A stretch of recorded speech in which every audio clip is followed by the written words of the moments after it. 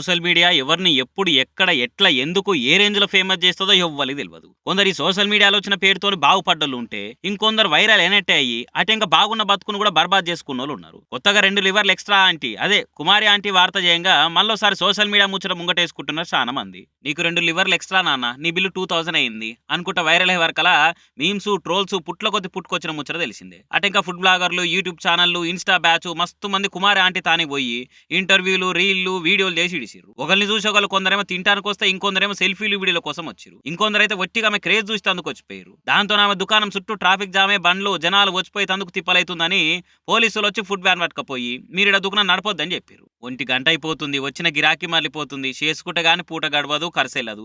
ఏం చేయమంటారు సార్ అని పోలీసు వాళ్ళని బాగానే బతిలాడింది పాపం.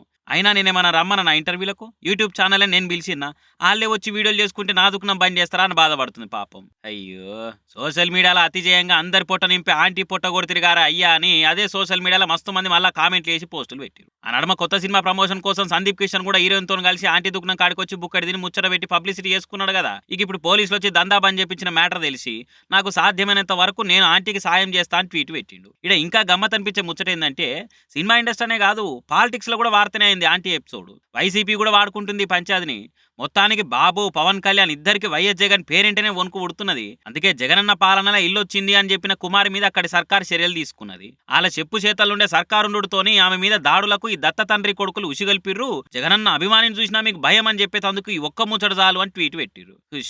రామచంద్ర, ఏ హరిరామకృష్ణ ప్రేమానంద జగన్మోహన్ రెడ్డి, అసలు ఆడైతున్న మ్యాటర్ ఏంది, ముచ్చట ఎటుపోతున్నది? మాదాపూర్లో మటన్ చికెన్ బగారా పువ్వు అమ్ముకున్నట్టు ఆమె దుకాణం బంద్ చేస్తే ఏపీ పార్టీలు కూడా బీపీల మీద పోస్టులు వేసి పాలిటిక్స్ చేస్తున్నాయి. మరి రోజుకి 20-30 వేల గిరాకీ అవుతుందని ఆంటీ ఇంటర్వ్యూలలో చెప్తున్నది. మరి అంత ఆమ్దాన్ వస్తుంటే ఆమె పేదామె ఎట్లయితుంది?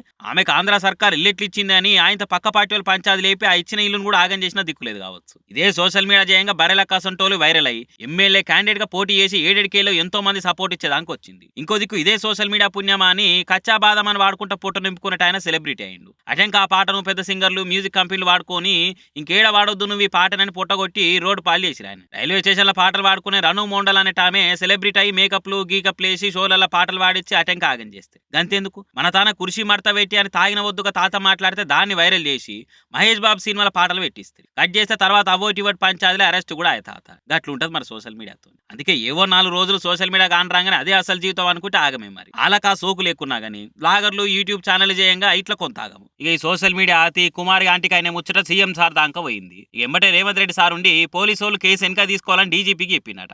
ఆమె దుకాణం పెట్టుకున్న పాత జాగాలనే అమ్ముకొని ప్రజాపాలన చెప్పుకొని ఇట్లా ఆలను తిప్పలు పెడితే మనకేమొస్తుందని గట్టిగానే అన్నాడట. అంతేకాదు నేను కూడా జల్దీనే కుమారి ఆంటీ పుష్టాల కాడికి వస్తా అని కూడా చెప్పిండట. ఇక ఈ ముచ్చట తెలిసిన వాళ్ళంతా సీఎం సార్ను మస్తు తారీఫ్ చేస్తున్నారు. చూసిరిగా సోషల్ మీడియా చేయంగా గిట్లుంటది కత్తిగా.